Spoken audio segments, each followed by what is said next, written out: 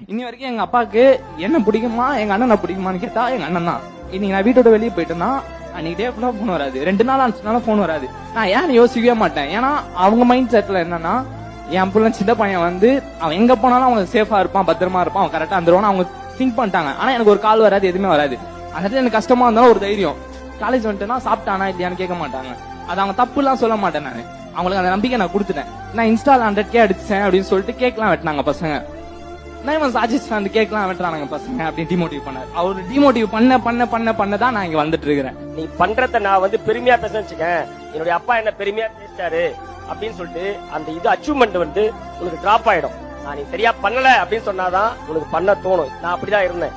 எங்க அப்பா என்ன சொன்னார், +2 ஃபெயில் ஆயிட்டு தலைக்கீழ தொங்க வீட்டியா நடிச்சாரு எங்க அப்பா. என்ன நீ உருப்பட மாட்ட, நீ அவ்வளவுதான், நீ கடைசி வரைக்கும் மாடுதான் மேய்க்க போறேன்னு அவன் சொல்றான். அந்த டிமோட்டினே எங்க அப்பா எனக்கு சொன்னார்.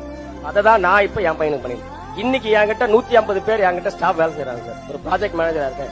எங்க அப்பா சொன்னது நீ மாடு மேய்க்க போறேன். இப்ப இந்த டிமோட்டிவேஷன் பண்றதுங்கிறது வந்து நீங்க அப்பா கிட்ட இருந்து கத்துக்கிட்டீங்களா? 2 பசங்களுக்கு பண்றீங்களா இல்ல? இல்ல பெரியவன் வந்து அப்படி இல்ல சார். பெரியவன் வந்து நான் என்ன சொன்னாலும் கிடையாது. அவன் தான் செல்ல புள்ள வீட்டுல.